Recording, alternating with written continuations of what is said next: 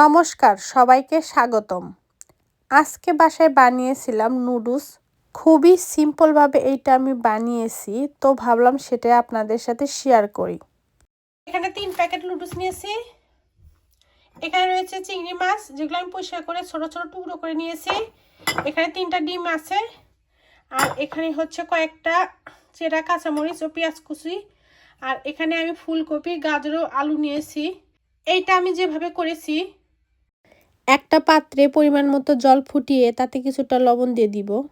এরপর কেটে রাখা সবজিগুলো দিয়ে কয়েক মিনিট ধরে জাল করে সিদ্ধ করে নিব। সিদ্ধ হয়ে গেলে নামিয়ে ঠান্ডা পানিতে ধুয়ে নিব। তো যাই হোক, এখন একটা বড় কড়াই বসিয়ে তাতে বেশ খানিকটা জল দিয়ে কিছুটা তেলও দিয়ে দিব। এরপর দিয়ে দিব লুডুস। আমি লুডুসগুলোকে মাঝখানে ভেঙে খণ্ড খণ্ড করে নিয়েছি। লুডুস এখানে সিদ্ধ হতে থাক, এরই ফাঁকে আমি ডিমগুলো ভেজে নিব। ডিম ভাজার জন্য একটা ফ্রাই প্যান বসিয়ে তাতে কিছুটা তেল দিয়ে দিব ডিমগুলোকে আগে থেকে একটু ভেঙে সামান্য পরিমাণ লবণ দিয়ে মিক্স করে রেখেছিলাম।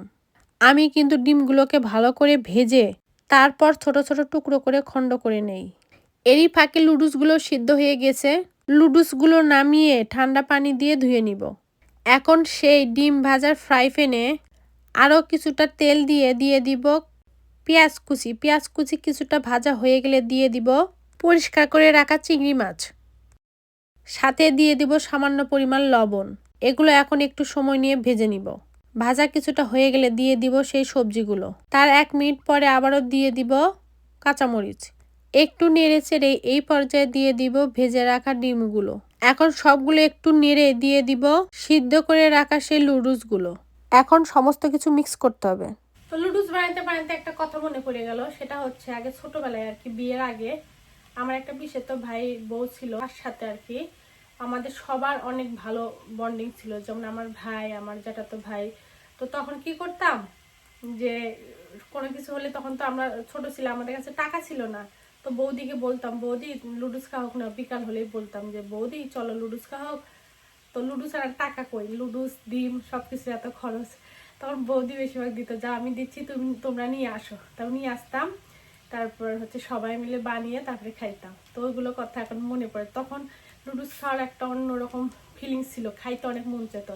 এখন ওইভাবে আর এখন মন চায় না, খুব একটা লুডুস খাওয়া হয় না।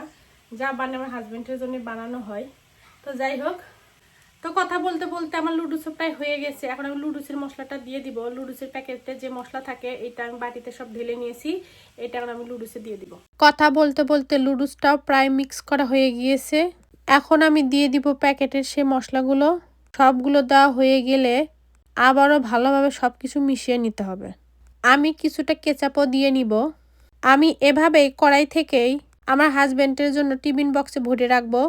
তো যাই হোক, সবাই সুস্থ থাকবেন।